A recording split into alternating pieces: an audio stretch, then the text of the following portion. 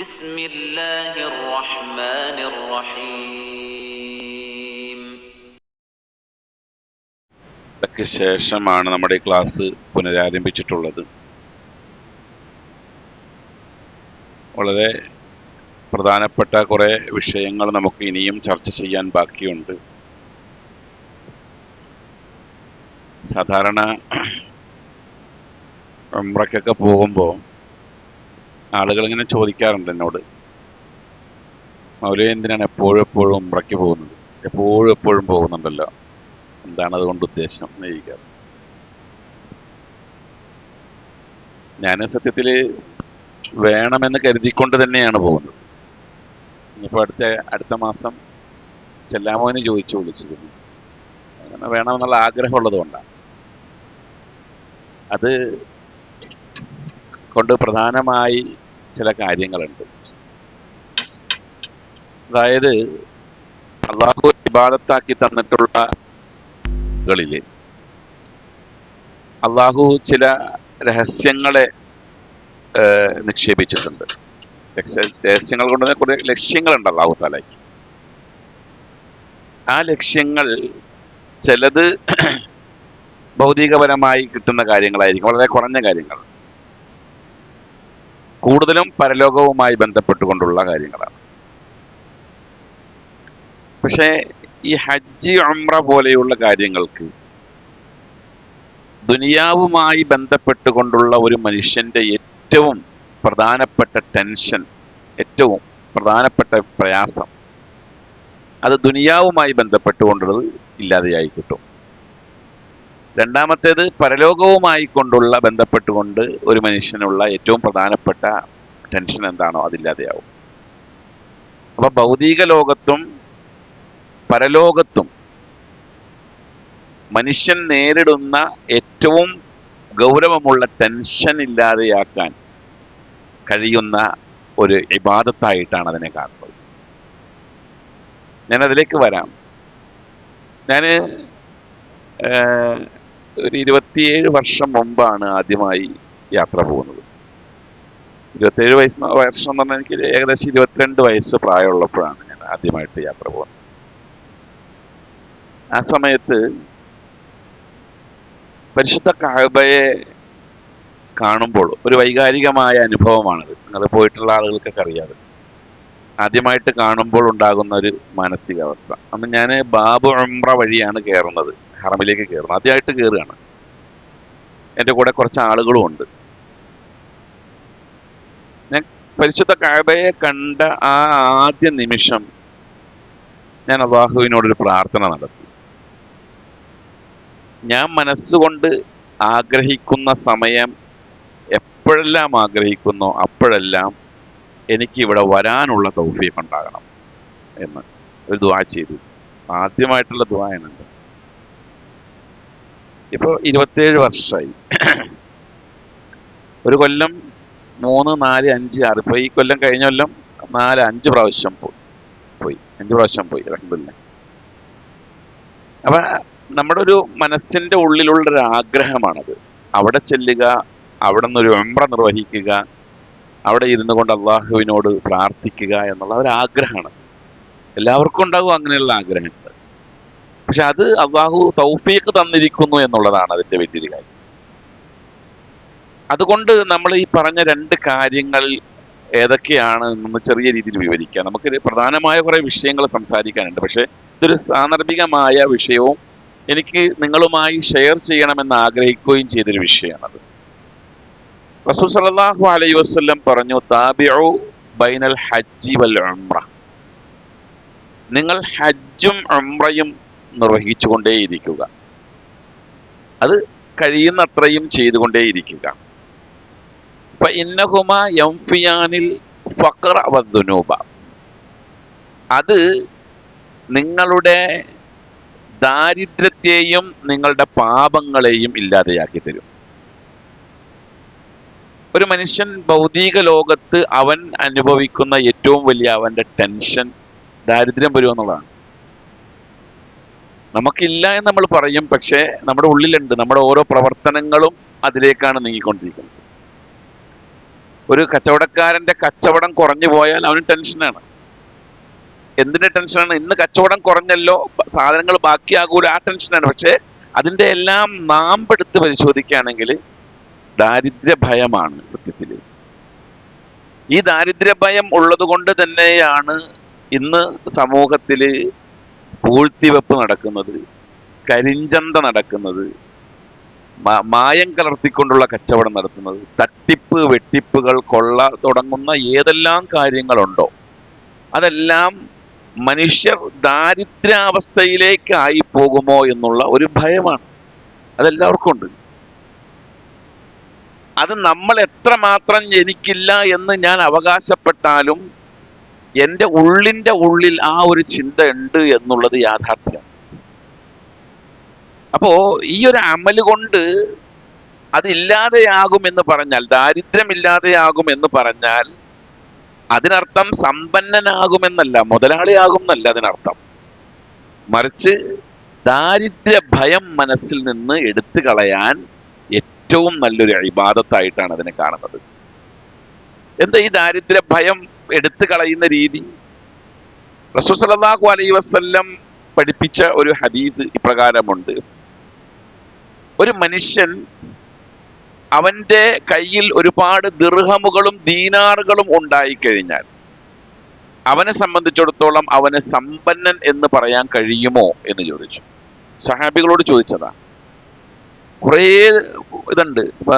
നമ്മുടെ ഏറ്റവും വലിയൊരു മുതലാളി, ആ മുതലാളിയെ സംബന്ധിച്ചിടത്തോളം അയാൾ മുതലാളിയാണ്, സമ്പന്നനാണെന്ന് പറയാൻ കഴിയുമോ? പറയാൻ കഴിയില്ല. വലാക്കിന്നൽ ഗിന, സമ്പന്നത എന്ന് പറഞ്ഞാൽ എന്താണ്? ഗിനൻ നഫ്സ്, മനസ്സിന്റെ ധന്യതയാണ്. നമ്മൾ മുതലാളിയാകേണ്ടത് എവിടെയാ? നമ്മുടെ കൽബാണ് മുതലാളിയാകേണ്ടത്. പോക്കറ്റിൽ ചിലപ്പോൾ എന്തുണ്ടാവില്ല, കറൻസി ഉണ്ടായിക്കൊള്ളണമെന്നില്ല, പ്രോപ്പർട്ടീസ് ഒന്നും അധികം ഉണ്ടായിക്കൊള്ളണമെന്നില്ല. പക്ഷെ മനസ്സ് സമ്പന്നമാവുക എന്നുള്ള ഒരു ഉയർന്ന നിലവാരത്തിലേക്ക് നമുക്ക് എത്തിപ്പെടാൻ കഴിയണം. എത്രയോ സുഖമായിട്ട് ജീവിക്കാൻ കഴിയും ഈ ലോകത്തെന്നറിയാം. ആ ഒരു കാഴ്ചപ്പാടിലേക്ക് നമുക്ക് എത്തണമെങ്കിൽ അള്ളാഹുവിൻ്റെ 99 വിശേഷണങ്ങളിൽ ഏറ്റവും പ്രസിദ്ധമായ എടുത്തു പറയേണ്ടുന്ന 2 നാമങ്ങൾ, 2 പേരുകൾ, അതിൻ്റെ ആശയം ഒന്ന് കൃത്യമായി പഠിച്ചാൽ മതി. അപ്പൊ നമുക്ക് നമ്മൾ എങ്ങനെ സമ്പന്നനാകാൻ പറ്റും, നമ്മുടെ മനസ്സെങ്ങനെ ധന്യമാകും എന്ന് അതിൽ നമുക്ക് മനസ്സിലാവും.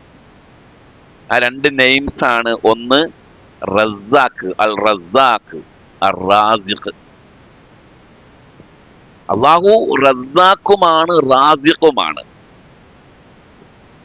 ഈ 2ന്റെയും ആശയം, അർത്ഥങ്ങളിൽ ചില വാക്കുകളിൽ വ്യത്യാസങ്ങളുണ്ടെങ്കിലും അതിൻ്റെ ആശയം എന്താണെന്ന് വെച്ചാൽ, നമുക്ക് ആവശ്യമായ ഉപജീവനം കൃത്യമായി നിശ്ചയിച്ചു തരുന്നവൻ അള്ളാഹുവാണ്. നമ്മുടെ ഉപജീവനം മീൻസ് സാമ്പത്തികമായ അല്ലെങ്കിൽ തിന്നുക കുടിക്കുക എന്നുള്ളത് മാത്രമല്ല. നമ്മൾ അങ്ങനെ കരുതാൻ പാടില്ല. റിസ്ക് എന്ന് പറഞ്ഞാൽ തിന്നുക കുടിക്കുക എന്നതിൽ പരിമിതപ്പെടുത്താൻ പാടില്ല. നമ്മളുടെ ബുദ്ധി, നമ്മളുടെ ചിന്ത, നമ്മളുടെ അറിവ്, അതേപോലെ നമ്മളുടെ കച്ചവടം, നമ്മളുടെ ജോലി, അങ്ങനെ നമ്മളുമായി ബന്ധപ്പെട്ട്, ഞാനുമായി ബന്ധപ്പെട്ടുകൊണ്ട് എനിക്കുള്ള എന്തെല്ലാം കാര്യങ്ങൾ ഉണ്ടോ ആ കാര്യങ്ങൾ എല്ലാം ഉൾപ്പെടുന്ന പേരാണ് റിസ്ക് എന്നുള്ളത്.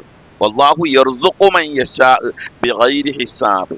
അവൻ ഉദ്ദേശിക്കുന്നവർക്ക് അവൻ കണക്ക് നോക്കാതെ അവൻ റിസ്ക് കൊടുക്കും എന്ന് പറഞ്ഞാൽ പലതും കൊടുക്കും. ബുദ്ധിയും അറിവും കാഴ്ചപ്പാടും ചിന്തയും സമ്പത്തും എല്ലാം അള്ളാഹു ഉദ്ദേശിക്കുന്നവർക്ക് കൊടുക്കുമെന്ന് പറഞ്ഞു. അപ്പൊ റിസ്ക് എന്ന് പറഞ്ഞ പദത്തിന്റെ അർത്ഥം അതാണ്. അള്ളാഹു പറഞ്ഞില്ലേ, അല്ലാഹുല്ലദീ ഖലഖക്കും സുമ്മ റസഖക്കും. 30-ാം അധ്യായം സൂറത്തുർ റൂമിലെ 40-ാമത്തെ വചനമാണത്. അല്ലാഹുല്ലദീ ഖലഖക്കും, അള്ളാഹു ആണ് നിങ്ങളെ സൃഷ്ടിച്ചവൻ. സുമ്മ റസഖക്കും, പിന്നെ നിങ്ങളുടെ റിസ്ക് നിശ്ചയിച്ചവനും അള്ളാഹുവാണ്. എൻ്റെ റാസിഖ് അള്ളാഹുവാണ് എന്ന് എനിക്ക് ഉറപ്പുണ്ടെങ്കിൽ പിന്നെ എൻ്റെ മനസ്സ് ധന്യമാണ്. എൻ്റെ 18 വയസ്സുകാരനായ മകനോട് ഞാൻ ചോദിക്കാറുണ്ട്, നിനക്ക് തിന്നാനും കുടിക്കാനും കിട്ടും എന്നുള്ള വിഷയത്തിൽ നിനക്ക് എന്തെങ്കിലും ടെൻഷൻ എപ്പോഴെങ്കിലും ഉണ്ടായിട്ടുണ്ടോ? അവിടെ ഇല്ല. കാരണം എന്താ? ഉപ്പുണ്ടല്ലോ. റബ്ബുണ്ടല്ലോ. നമുക്ക് ആ ഒരു ചിന്ത മതി. നമ്മളുടെ റിസ്കിന്റെ കാര്യത്തിൽ നമ്മൾ ടെൻഷൻ അടിക്കുകയേ വേണ്ട. കാരണം റബ്ബുണ്ടല്ലോ, അതുകൊണ്ട് അവൻ കണക്കാക്കി തരും. ഒരു വലിയൊരു പ്രതിസന്ധി ഘട്ടത്തിൽ എനിക്ക് എൻ്റെ മനസ്സിനെ കൺട്രോൾ ചെയ്യാൻ ഞാൻ എടുത്ത ഏറ്റവും പ്രധാനമായ ഒരു ആയുധം അതായിരുന്നു. 10, 49, 50 വയസ്സ് വരെയും എന്നെ വളർത്തി, എനിക്കുള്ള എല്ലാം തന്നു. ഇതിനേക്കാൾ വലിയ പ്രതിസന്ധികളിൽ എനിക്ക് സംരക്ഷണം തന്നു, എന്നെ കരകയറ്റിയെടുത്തു. ആ റബ്ബ് എന്നെ ഇനിയും കൈവിടൂല. ആ റബ്ബ് ഇപ്പോഴും ഉണ്ട്. ആ റബ്ബ് എന്നെ കൈവിടൂല. ആ ഒരു വിശ്വാസത്തിലേക്ക് നമുക്ക് എത്താൻ കഴിയും. ഈ റിസ്ക് എന്ന് പറഞ്ഞാൽ എന്താണ് എന്നുള്ളത് നമ്മളെപ്പോഴും ഡിപ്പെൻഡ് ചെയ്യുന്നത് നമ്മളോടൊപ്പമുള്ള, നമ്മൾ മറ്റുള്ളവരെ ആശ്രയിക്കുന്നു, മറ്റുള്ളവരുടെ കയ്യിലുള്ളതാണ് നമ്മൾ ഡിപ്പെൻഡ് ചെയ്യുന്നത്. അപ്പോഴാണ് ഈ പ്രശ്നം മുഴുവൻ ഉണ്ടാകുന്നത്. നാളത്തെ എൻ്റെ ഒരു പ്രശ്നം, നാളത്തെ എൻ്റെ ഒരു ഫിനാൻഷ്യൽ പ്രോബ്ലം, അല്ലെങ്കിൽ നാളത്തെ എൻ്റെ ഒരു വിഷയം, അതിനെ പരിഹരിക്കാൻ എൻ്റെ അടുത്തുള്ള അല്ലെങ്കിൽ ഞാൻ മറ്റുള്ള ആളുകളെ ആശ്രയിക്കുന്നു. അവരിലൂടെ നടക്കുമെന്ന വിശ്വാസം ഉണ്ടാകുന്നു. അള്ളാഹു അതിനെപ്പറ്റി പറഞ്ഞു. അള്ളാഹു അത് ഖണ്ഡിക്കുന്നുണ്ട് ആ വിഷയത്തെ. 16-ാം അധ്യായം സൂറത്തുൻ നഹലിലെ 96-ാമത്തെ വചനത്തിൽ അള്ളാഹു പറയുന്നുണ്ട്, മാ ഇൻദക്കും യംഫുദ്, നിങ്ങളുടെ കയ്യിലുള്ളത് തീർന്നു പോകും. വമാ ഇൻദല്ലാഹി ബാഖിൻ, അള്ളാന്റെ കയ്യിലുള്ള അവശേഷിക്കും. അയാളുടെ കയ്യിൽ എത്ര വലിയ സമ്പന്നനായാലും, കോടികളുടെ ആസ്തി ഉണ്ടെങ്കിലും യംഫുദ്, അതെന്ത് ചെയ്യും? ഇല്ലാതെയാവും. അതൊന്നും നിലനിൽക്കില്ല. ചിലപ്പോ നിലനിൽക്കും, ചിലപ്പോ ഇല്ലാതെയാവും. അപ്പൊ അവരെ നമ്മൾ ആശ്രയിക്കണ്ട. അങ്ങനെ പലരെയും ആശ്രയിച്ച് ജീവിക്കുന്ന ആളുകൾ, പലരും എന്നെ ആശ്രയിക്കുന്നുണ്ടെന്ന് കരുതി ജീവിക്കുന്ന ആൾക്കാർ, അതല്ലേ ഈ ലോകത്തിന്റെ ഇപ്പോഴത്തെ ക്രമം? ആ ക്രമത്തിന് എതിരാണ് ഇസ്ലാമിന്റെ കാഴ്ചപ്പാട്. ഞാനുള്ളത് കൊണ്ടാണ് ഇവരൊക്കെ ജീവിച്ചു പോകുന്നത് എന്നൊരു ചിന്ത, അയാളുള്ളത് കൊണ്ടാണ് ഞങ്ങളൊക്കെ കഴിഞ്ഞുകൂടുന്നത് എന്ന ചിന്ത. ആ രണ്ട് ചിന്തയും നമ്മൾ എടുത്തു കളഞ്ഞുകൊണ്ട് റബ്ബാണ് എനിക്ക് റിസ്ക് തരുന്നവൻ എന്ന് നമ്മൾ ഉറപ്പിച്ചാൽ തന്നെ നമ്മുടെ ഹൃദയം, മനസ്സ് സമ്പന്നമായി. ഒന്നും പേടിക്കേണ്ട ആവശ്യമില്ല. അല്ലെങ്കിൽ നിങ്ങളൊന്ന് ആലോചിച്ചു നോക്ക്, ഞാൻ ഉദ്ദേശിച്ച കാര്യങ്ങളാണോ ഇവിടെ നടപ്പിലാകുന്നത്? എൻ്റെ കാര്യം പേഴ്സണൽ അല്ല. ഞാൻ ഉദ്ദേശിച്ച് പ്ലാൻ ചെയ്ത പ്ലാനുകൾ മുഴുവൻ ഇവിടെ എനിക്ക് നടപ്പിലാക്കാൻ പറ്റുന്നുണ്ടോ? ഇല്ല. ഞാനിപ്പോൾ ഇന്ന് ഇവിടെ ബാങ്ക് കൊടുക്കുന്നതിന്റെ 10 മിനിറ്റ് നേരത്തെ എത്തണം എന്ന് ഉദ്ദേശിച്ചുകൊണ്ടാണ് വീട്ടിൽ നിന്ന് ഇറങ്ങിയത്. എപ്പോഴെത്തിയത്? ബാങ്ക് കൊടുത്തപ്പോഴെത്തിയത്. ഞാൻ ഉദ്ദേശിച്ച് നടന്നോ? ഇല്ല. അപ്പൊ നമ്മൾ എന്ത് മനസ്സിലാക്കണം?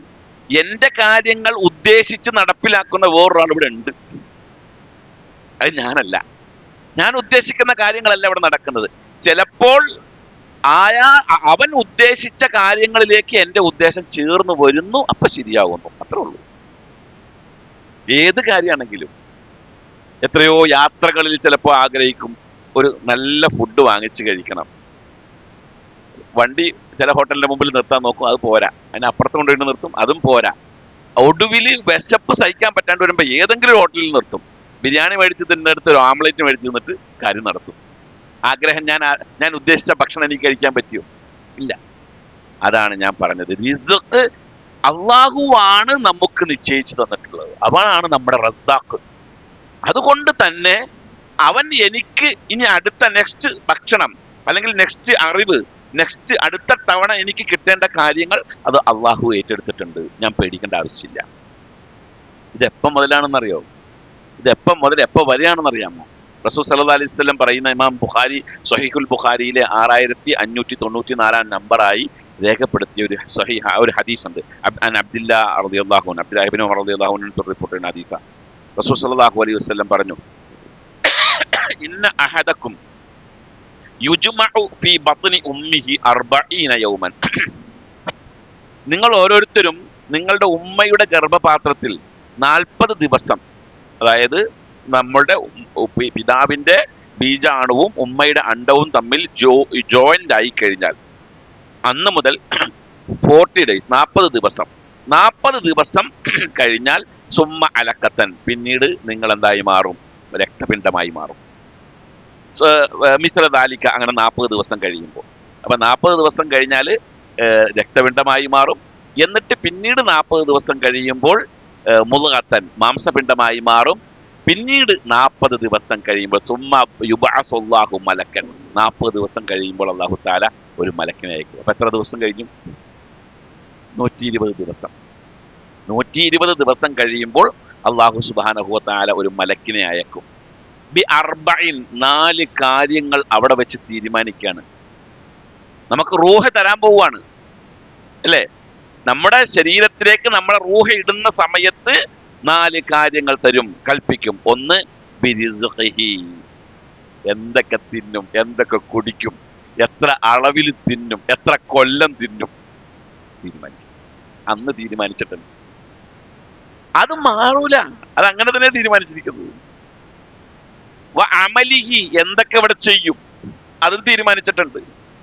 ഞാൻ എത്ര വലിയ IAS ഓഫീസർ ആകണമെന്ന് തീരുമാനിച്ചാലും ഇല്ല, എന്റെ പണി ഇത് അല്ലാഹു എന്റെ അമൽ തീരുമാനിച്ചു വെച്ചിട്ടുണ്ട്. ഞാൻ എന്ത് വർക്ക് ഇവിടെ ചെയ്യണം, ഏത് കാര്യത്തിലേക്ക് എത്തണം. ചില ആളുകൾ കണ്ടിട്ടില്ലേ, വിദ്യാഭ്യാസം. അടുത്ത ദിവസം എനിക്ക് സോഷ്യൽ മീഡിയയിൽ ഒരു ഇത് കണ്ടു ഞാൻ. അതായത് MPhilോ മറ്റൊക്കെ എടുത്തിട്ട് MA ഒക്കെ എടുത്ത് വലിയ ഡിഗ്രികളുള്ള ഒരു ആള്, MEd ഒക്കെ എടുത്ത ആള് ഒക്കെ എടുത്തൊരാള്. അയാള് ഈ മൺകലം കച്ചവടം ചെയ്തുകൊണ്ടിരിക്കുക. ഒരു തമിഴ്നാട്ടിൽ നിന്ന് വന്ന ഒരാളാണ്. കൊട്ടയില് മൺകലം കറിച്ചട്ടിയൊക്കെ വിറ്റുകൊണ്ട് നടക്കുകയാണ് അയാൾ. അയാളെ സംബന്ധിച്ചാണ് ന്യൂസ് വന്നത്. വിദ്യാഭ്യാസത്തിന്റെ കുറവാണോ? ഇല്ല, വിദ്യാഭ്യാസമുണ്ട്. പക്ഷെ അയാൾ ചെയ്യേണ്ട അമൽ എന്താണെന്ന് അല്ലാഹു നമ്മുടെ ഉമ്മയുടെ ഗർഭപാത്രത്തിൽ 120 ദിവസം പൂർത്തിയായപ്പോൾ രേഖപ്പെടുത്തി കഴിഞ്ഞു. ആ അമലിലേക്ക് നമ്മൾ എത്തും, അതിലേക്ക് തിരിച്ചുവിടും. അതുകൊണ്ട് തന്നെ ഞാൻ പറയാറുണ്ട്, രക്ഷിതാക്കളോട് പറയുന്നൊരു കാര്യമുണ്ട്, ഒരു കാര്യവും നമ്മുടെ മക്കളിൽ അടിച്ചേൽപ്പിക്കരുത്. ഒരു കാര്യം അടിച്ചേൽപ്പിക്കരുത്. ഇന്ന മേഖലയിലേക്ക് നീ ആകണം, അവന്റെ ടേസ്റ്റ് എന്താണെന്ന് നമ്മൾ ചോദിക്കുക. നിനക്ക് എന്താണ് ഇഷ്ടം, ഏത് മേഖലയിൽ? അത് ആദ്യം അവരോട് അവരുടെ എയിം എന്താണെന്ന് നമ്മൾ കൃത്യമായിട്ട് ചോദിച്ച് മനസ്സിലാക്കിയെടുക്കും. എന്നിട്ട് അതിലേക്ക് തിരിക്കുക. ഞാൻ ആഗ്രഹിച്ചതുപോലെ അവൻ വളരണം എന്ന് നമ്മൾ വാശി പിടിക്കരുത് മക്കളുടെ കാര്യത്തിൽ. മറിച്ച് മക്കൾ ആഗ്രഹിച്ചതുപോലെ അവരെ, അത് ഹൈറാണെങ്കിൽ, ഷെറാണെങ്കിൽ അത് തിരുത്തി കൊടുക്കേണ്ട ഉത്തരവാദിത്വം നമുക്കുണ്ട്. ഹൈറാണെങ്കിൽ അവരെ അതിന്റെ ഏറ്റവും നല്ല മേഖലയിലേക്ക് അവരെ തിരിച്ചു വിടുക എന്നുള്ളതാണ്. പല രക്ഷിതാക്കൾക്കും വന്ന പരാജയം അതാണ്. ഞാൻ ഇന്നതൊക്കെ ആകണം എന്ന് ആഗ്രഹിച്ചിരുന്ന ആളാണ്, എനിക്കതായാലും പറ്റിയില്ല, എൻ്റെ കുട്ടീനെ ഞാൻ അങ്ങനെ ആക്കണം. എന്നിട്ട് കുട്ടിക്ക് ചെറുപ്പം മുതലേ അതിനുള്ളതായ നിർദ്ദേശങ്ങൾ കൊടുത്തുകൊണ്ടിരിക്കും. ചിലപ്പോൾ അത് ഇതും യോജിച്ചാൽ നടക്കും, യോജിച്ചിട്ടില്ലെങ്കിൽ നമ്മൾ ഈ റിസ്ക് ഇത്രയും കഷ്ടപ്പെട്ടിട്ട് ഒരു കാര്യമില്ല. അപ്പൊ അതാണ് പറഞ്ഞത്, വഅൻ അമലിഹി വഅജലിഹി, എത്ര കാലം ഇവിടെ ജീവിക്കും, എത്ര കാലം ജീവിക്കും. എനിക്ക് തീരുമാനിക്കാൻ പറ്റുമോ ഞാൻ ഇത്ര കാലം ഇവിടെ ജീവിക്കാൻ പറ്റുള്ളൂ എന്നുള്ളത്? വശഖിയുൻ ഔ സഈദുൻ, ഇവിടെ വിജയിയാണോ ഇവിടെ പരാജയിയാണോ അതും അല്ലാഹു തീരുമാനിക്കും. ഞാൻ എത്ര വിജയിക്കാൻ ശ്രമിച്ചാലും ഞാൻ പരാജയിയായിട്ട് രേഖപ്പെടുത്തി വെച്ചിട്ടുണ്ടെങ്കിൽ അതങ്ങനെ തന്നെയാണ്. ചിലർ പറയാറില്ലേ, ഞാനെന്ത് ഇങ്ങനെയായിപ്പോയത്. സാമ്പത്തിക വിഷയം വേണ്ടതുപോലെ കൈകാര്യം ചെയ്യാൻ പോലും അറിയാത്ത പല ആൾക്കാരുടെ കയ്യിലും ഒരുപാട് സമ്പത്തുണ്ടാവും. അപ്പൊ നമ്മൾ ചിലപ്പോൾ ചിന്തിക്കാറുണ്ട്, അത് ഇന്ത്യയിലായിരുന്നെങ്കിൽ ഞാൻ ഇതുകൊണ്ട് ഇന്നെങ്ങനെ ചെയ്യുമായിരുന്നു. ഇല്ല, അത് അല്ലാഹു തീരുമാനിച്ചു വെക്കുക. അപ്പൊ നമ്മുടെ പോയിന്റ് ഇതാണ്, എന്ത്? റിസ്ഖ്. അത് അല്ലാഹു സുബ്ഹാനഹു വ തആലയാണ് നമ്മളുടെ അന്നദാതാവ് എന്ന് നമ്മൾ കൃത്യമായി നമ്മുടെ മനസ്സിനെ ബോധ്യപ്പെടുത്തുമ്പോൾ നമ്മുടെ മനസ്സ് സമ്പന്നമാവുകയാണ്. അതിലൂടെ മനസ്സിന്റെ എല്ലാ വിഷമങ്ങളും അതിലൂടെ ഇല്ലാതെയായിത്തീരും. നമുക്ക് മാത്രമല്ല, നമുക്കും ഇതര ജീവികൾക്കും അല്ലാഹു തആല റിസ്ഖ് നൽകും എന്ന് പറയുമ്പോൾ അതിന്റെ ഇടയിലുള്ള വ്യത്യാസം എന്താണ് എന്ന് നമ്മൾ തിരിച്ചറിയണം. അതിനിടയിൽ വ്യത്യാസമുണ്ട്. അല്ലാഹു പറഞ്ഞില്ലേ, വമാ മിൻ ദാബത്തിൻ ഫിൽ അർളി ഇല്ലാ അലല്ലാഹി റിസ്ഖുഹാ, ഭൂമിയിൽ ഏതൊരു ജീവിയുണ്ടോ ആ ജീവികൾക്കുള്ള റിസ്ഖ് അല്ലാഹു ഏറ്റെടുത്തിട്ടുണ്ട്, അള്ളാന്റെ കയ്യിലാണത്. അപ്പൊ ഭൂമിയിലുള്ള മുഴുവൻ ജീവജാലങ്ങളുടെയും റിസ്ക് അള്ളാഹുവിന്റെ കയ്യിലാണ്. അതില് ഒരു ഇതുണ്ട്, മനുഷ്യർക്ക് അതിന്റെ ഉത്തരവാദിത്തം ഇല്ല എന്നതിലേക്ക് സൂചിപ്പിക്കാൻ ഒരു കഥ. ആ കഥയ്ക്ക് ആധികാരികതയൊന്നുമില്ല, ഒരു കഥയാണ്, സുലൈമാൻ നബിയിലേക്ക് ചേർത്ത് വെച്ചുകൊണ്ടുള്ള ഒരു കഥ. അതിങ്ങനെ ചരിത്ര ഗ്രന്ഥങ്ങളിലെല്ലാം കാണാൻ കഴിയും. അതായത് അള്ളാഹുവിനോട് സുലൈമാൻ അലൈഹിസ്സലാം ചോദിച്ചു പോലും, എനിക്ക് ഈ ഭൂമി മുഴുവൻ കീഴ്പ്പെടുത്തി കൊടുത്തല്ലോ അദ്ദേഹത്തിന്. ഭൂമിയിലെ ജീവജാലങ്ങളെയും കാറ്റിനെയും മനുഷ്യേതര ജിന്നുകൾ ഉൾപ്പെടെ ഉള്ളതിനെ അള്ളാഹു കീഴ്പ്പെടുത്തി കൊടുത്തു. അങ്ങനത്തെ ഏക പ്രവാചകൻ അള്ളാഹുവിനോട് ചോദിച്ചതാണ് അദ്ദേഹം. മറ്റാർക്കും ഇതുവരെ കൊടുക്കാത്തതും ഇനി മറ്റൊരാൾക്കും ഇതുവരെ കൊടുക്കുകയില്ല എന്നുള്ളതുമായ ഒരു അധികാരം എനിക്ക് തരണമെന്ന് പറഞ്ഞു. ആ അധികാരമാണ് അള്ളാഹു താല കൊടുത്തത്, ജിന്നുകളെ ഉൾപ്പെടെ കീഴ്പ്പെടുത്തി കൊടുത്തു എന്നുള്ളത്. അപ്പൊ അതിൽ നിന്നൊരു കാര്യം മനസ്സിലായി, ശേഷം വേറൊരാളും ജിന്നുമായിട്ടൊരു കോണ്ടാക്ട് ഇല്ല എന്ന് മനസ്സിലായി. ഇപ്പോഴും അതിന്റെ പേരിൽ തല്ലുകൂടിക്കൊണ്ടിരിക്കുക ചില ആൾക്കാർ. ഇതിനെ വഴക്കുണ്ടാക്കാൻ തുടങ്ങി. അത് ആ ആയത്ത് കൊണ്ട് തന്നെ വ്യക്തമാണ്, അത് അവിടെ അവസാനിച്ചു. ആ ജീവിയുമായി ബന്ധപ്പെട്ടുകൊണ്ടുള്ള മനുഷ്യന്റെ കാര്യകാരണ ബന്ധം അവിടെ അവസാനിച്ചു എന്നുള്ളത് ആ ആയത്ത് വ്യക്തമാക്കി പറഞ്ഞതാ. എന്തോ ആകട്ടെ, നമ്മുടെ വിഷയത്തിൽ തന്നെ പോകും. ആ അധികാരം അള്ളാഹു താല അദ്ദേഹത്തിന് കൊടുത്തപ്പോൾ അള്ളാഹു ആ അധികാരം കൊണ്ട് ജീവിക്കവേ ഇപ്പൊ എല്ലാം ലോകത്തുള്ള പല കാര്യങ്ങളും അദ്ദേഹം കൈകാര്യം ചെയ്യുന്നു. കാറ്റിനെ കീഴ്പ്പെടുത്തി കൊടുത്തു. കാറ്റാണ് അദ്ദേഹത്തെ പല രാജ്യങ്ങളിലേക്കും എത്തിച്ചിരുന്നത് എന്നെല്ലാം കാണാം. എന്തുമാകട്ടെ, അദ്ദേഹം അള്ളാഹുവിനോട് ചോദിച്ചു, ഒരു മാസക്കാലം ഈ ഭൂമിയിലുള്ള മുഴുവൻ ജീവികൾക്കും അന്നം കൊടുക്കാനുള്ളതായ അധികാരം എനിക്ക് തരുമോ? ഒരു കഥയാണ് കേട്ടോ. ഞാൻ തഫ്സീറിൽ ഇങ്ങനെ വായിച്ചു വന്നതാണ്, പക്ഷെ അതിന്റെ ആധികാരികത ഒന്ന് ചോദിച്ചു. ഞാൻ അദ്ദേഹം ചോദിച്ചില്ലെന്നല്ല, പക്ഷെ നമുക്ക് അതിന്റെ ഇതിവൃത്തത്തിലേക്ക് വരുമ്പോൾ നമുക്ക് കുറെ കാര്യം മനസ്സിലാവും. അള്ളാഹു പറഞ്ഞു കഴിയില്ല അത്. എന്നാൽ എനിക്ക് ഒരാഴ്ചത്തേക്ക് അതും കഴിയില്ല, എന്നാൽ ഒരു ദിവസത്തേക്ക് അതും കഴിയില്ല, ഒരു നേരം വേണമെങ്കിൽ തരാം. നാളെ രാവിലത്തെ ബ്രേക്ക്ഫാസ്റ്റ്, എല്ലാവർക്കുള്ള ബ്രേക്ക്ഫാസ്റ്റ് ഒരു ഉദാഹരണമാണ് ഞാൻ നിങ്ങൾക്ക് ഏൽപ്പിച്ചു. നാളെ രാവിലത്തേക്കുള്ള ബ്രേക്ക്ഫാസ്റ്റ് ഒരുക്കുകയാണ് അദ്ദേഹം എല്ലാവർക്കും.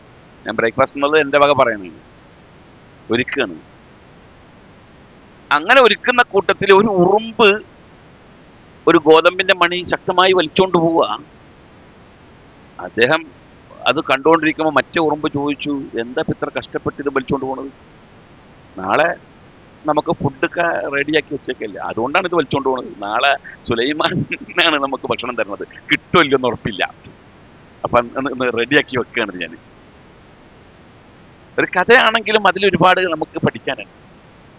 ഒരാള് മനുഷ്യൻ ഏറ്റെടുത്ത ഒരു കാര്യം നമുക്ക് ഉറപ്പിക്കാൻ പറ്റണ്ട, പക്ഷെ അള്ളാഹു ആണ് നമ്മളുടെ ഈ വമാമിൻ ദാബത്തിൻ ഫിൽ അർള്, ഭൂമിയിലുള്ള ഏത് ജീവിയുണ്ടോ അവയുടെ എല്ലാം അന്നദാതാവ് അള്ളാഹുവാണ്. അത് അള്ളാഹു ഏറ്റെടുത്തിരിക്കുന്ന കാര്യമാണ്. ആ കൂട്ടത്തിൽ അള്ളാഹു പറഞ്ഞൊരു പോയിന്റ്, വയഅലമു മുസ്തഖറഹ വമുസ്തൗദഅഹ, അതിന്റെ ഉറവിടവും അതിന്റെ സംഭരണശാലയും അള്ളാഹുവിനറിയാം. അതും അള്ളാഹു അറിയും.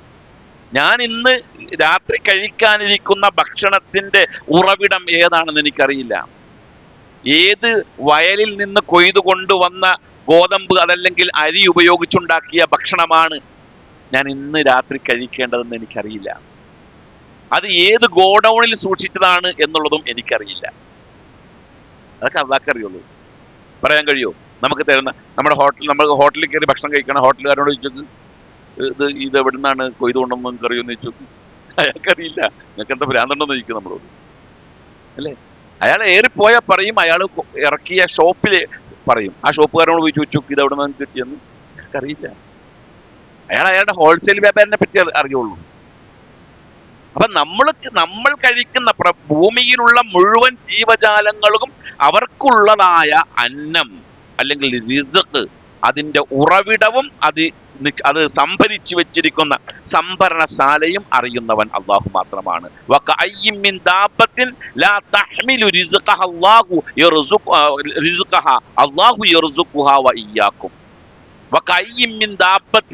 ഏതൊരു ജീവിയുണ്ടോ ലാ തഹ്മിലു റിസ്ഖഹ, അവയൊന്നും അവയുടെ റിസ്കിനെ വഹിക്കുന്നില്ല. ഇല്ല, ആരും വഹിക്കുന്നില്ല, പേടിക്കേ വേണ്ട. അയാളുമായിട്ട് അയാളുടെ അടിമയായി ഞാൻ നിൽക്കണത്. റിസ്ക് നിശ്ചയിച്ചു പോയത് അതുകൊണ്ടല്ലേ, അതുകൊണ്ടാണ് ഞാൻ അവിടെ അടിമപ്പണി ചെയ്യുന്നത്. ഇത്ര കഷ്ടപ്പെട്ട് ഞാൻ ഇവിടെ ഇവിടെ കൂടിയേക്കണത് വേറെ മാർഗമില്ലാത്തതുകൊണ്ട് അയാളാണ് എനിക്ക് തരണത്. ആ വിശ്വാസം വിട്. ഇത്രയധികം ഒരു മോട്ടിവേഷൻ ക്ലാസ് ഇതിനേക്കാൾ അപ്പുറത്തേക്ക് വേറുണ്ടാ? ഒരു മനുഷ്യന്റെ മനസ്സ് ഒന്ന് കൃത്യമായി ധന്യമായി വരാൻ ഇതിനേക്കാൾ നല്ല മാർഗം വേറുണ്ടോ?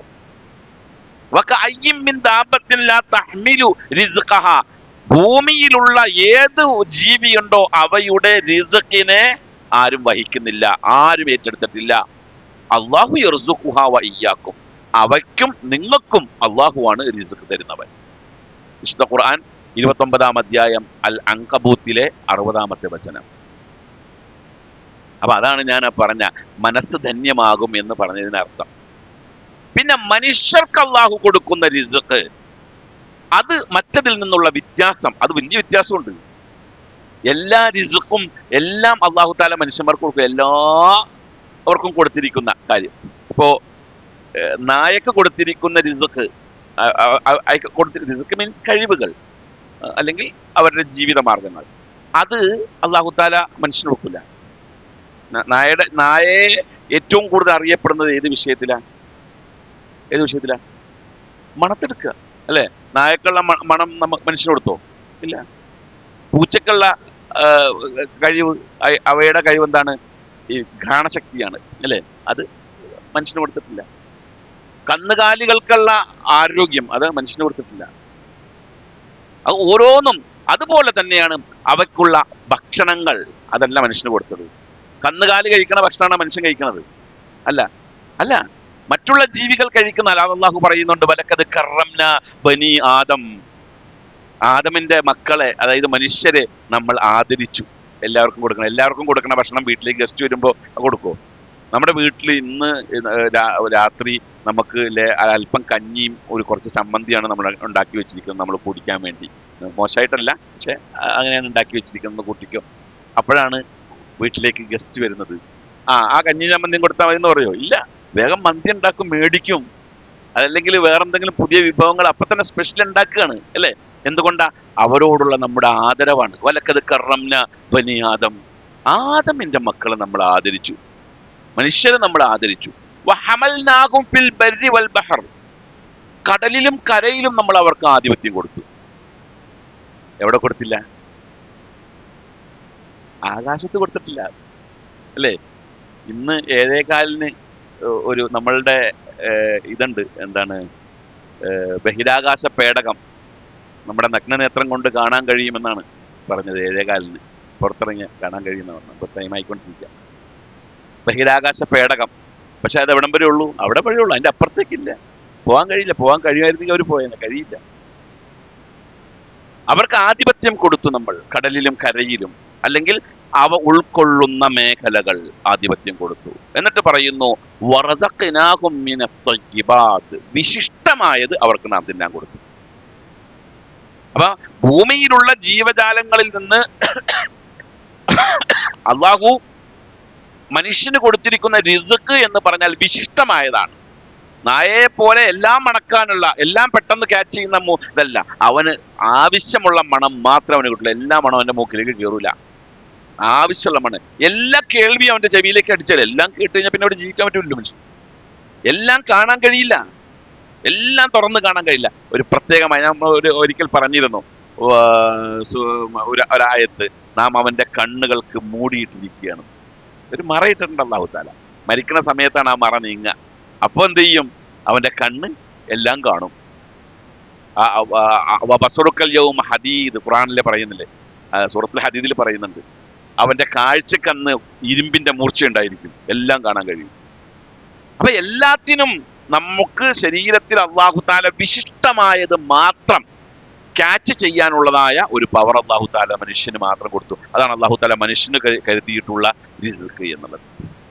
പിന്നെ ഒരു കാര്യം കൂടെ മനസ്സിലാക്കേണ്ടത്, ഇവിടെ റിസ്ക് വിശാലമായി എന്ന് നമ്മൾ പറയപ്പെടുന്ന പല ആളുകളും, അറിവ് കുറെ ആളുകൾക്ക് കുറെ അറിവുകൾ കിട്ടി എന്ന് കരുതുക, അങ്ങനെയുള്ള ആളുകൾ, സമ്പത്ത് കുറേയുള്ള ആളുകൾ, അതേപോലെ തന്നെ കുറെ സൗന്ദര്യമുള്ള ആളുകൾ, അതും റിസ്ക് അള്ളാഹു കൊടുത്തേക്കുന്ന റിസ്ക്കാണ്. അങ്ങനെ ഓരോന്നിലും അള്ളാഹു കൂടുതൽ കൊടുത്തിരിക്കുന്ന ആളുകൾ അവര് കരുതുന്ന എന്താ വെച്ചാല് അതെന്റെ സാമർഥ്യം കൊണ്ട് ഞാൻ ഉണ്ടാക്കിയതാണ്. ഉള്ളിന്റെ ഉള്ളിലുണ്ടാവും പലർക്കും അങ്ങനെ. പുറത്തൊക്കെ ചിലപ്പോൾ പറയും മോളിൽ നിന്ന് കിട്ടിയാന്നൊക്കെ പറയും. പക്ഷെ എന്റെ സാമർഥ്യം കൊണ്ടാണ്. ഒരാളുടെയും സാമർഥ്യം കൊണ്ടല്ല ഇവിടെ ഒന്നും ഒരാൾ നേടിയിട്ടുള്ളത്. അങ്ങനെയാണെങ്കിൽ ഈ 50 കൊല്ലത്തെ എന്റെ സാമർഥ്യം കൊണ്ട് ഞാൻ MA യൂസുഫ് അലിയുടെ മോളായെന്നെ. നിങ്ങളുടെ സാമർഥ്യം കൊണ്ട് അല്ലേ? നിങ്ങളുടെ അധ്വാനം, നിങ്ങളുടെ സാമർഥ്യവും ഉപയോഗിച്ചാണ് നിങ്ങൾ പലതും ഇവിടെ നേടേണ്ടിയിരുന്നതെങ്കിൽ നിങ്ങൾ എല്ലാ ആളുകളും അതിസമ്പന്നന്മാരായിത്തീരില്ലേ? അതിബുദ്ധിയുള്ള, വലിയ വിദ്യാഭ്യാസമുള്ള, വലിയ അറിവുള്ള ആളുകളായിത്തീരില്ലേ? ഇല്ലേ? സാമർഥ്യം കൊണ്ടാണെങ്കിൽ അല്ല. ഒരു ക്ലാസ്സിൽ പഠിക്കുന്ന 50 കുട്ടികൾ അല്ലെങ്കിൽ 40 കുട്ടികൾ 10 പേരെ ഒഴിവാക്കാം, ബാക്കി 30 കുട്ടികൾ എക്സാമിന് അവർ അതിശക്തമായി കഠിനമായി പഠിച്ചു. ഈ 30 കുട്ടികളും ഒരേ മാർക്ക് മേടിക്കുമോ? ഇല്ല. ഏറ്റക്കുറച്ചിലുണ്ടാകും. സാമർഥ്യമുണ്ട്, സാമർഥ്യമില്ലെന്നല്ല, പക്ഷെ സാമർഥ്യം കൊണ്ടാണ് അവർക്കത് കിട്ടിയത്. ഈ മാർക്കിൽ ഏറ്റക്കുറച്ചിലുണ്ടായത്. സാമർഥ്യം ഉണ്ടായിരുന്നെങ്കിൽ എല്ലാവരും ഒരേ മാർക്ക് മേടിക്കണ്ടേ? അതുകൊണ്ടാ കിട്ടിയിരുന്നെങ്കിൽ അല്ല. അല്ലാഹു വിശുദ്ധ ഖുർആൻ 43-ാം അധ്യായം സൂറത്ത് സുഹ്റുഫിലെ 32-ാമത്തെ വചനത്തിൽ ഈ ഒരു വിഷയത്തിനെ കൃത്യമായി പറയുന്നുണ്ട്. അഹും യഖ്സിമൂന റഹ്മത റബ്ബിക, നിന്റെ രക്ഷിതാവിന്റെ കാരുണ്യത്തെ അവരാണോ ഓഹരി ചെയ്തിട്ടുള്ളത്? റബ്ബിന്റെ കാരുണ്യാണല്ലോ റിസ്ക്. അഹും യഖ്സിമൂന റഹ്മത റബ്ബിക, നിന്റെ രക്ഷിതാവിന്റെ കാരുണ്യത്തെ അവരാണോ ഓഹരി ചെയ്തിട്ടുള്ളത്? നഹ്നു ഖസംനാ ബൈനഹും മഈശതഹും, അവരുടെ ഉപജീവന മാർഗത്തെ നമ്മളാണ് ഓഹരി ചെയ്തിട്ടുള്ളത്. അള്ളാഹ് പറയാണ്, അള്ളയാണ് ഇത് ഓഹരി ചെയ്തിട്ടുള്ളത്. ആരെല്ലാം ഏതെല്ലാം പദവിയിലായിരിക്കണം എന്നുള്ളത് ഫിൽ ഹയാത്തി ദുനിയ, ഭൗതിക ലോകത്ത്. വറഫഅനാ ബഅലഹും ഫൗക ബഅലിൻ ദറജാത്ത്, അവരിൽ ചിലരേക്കാൾ പദവികൾ കൊടുത്തുകൊണ്ട് നമ്മൾ ഉയർത്തിയിട്ടുണ്ട്. അപ്പൊ മനുഷ്യന്റെ ജീവിത നിലവാരം വ്യത്യസ്ത കാറ്റഗറിയിലാക്കിയത് അള്ളാഹുവാണ്. പല കാറ്റഗറി ആയിട്ട് നിശ്ചയിച്ചിട്ടുണ്ട് അള്ളാഹു താല.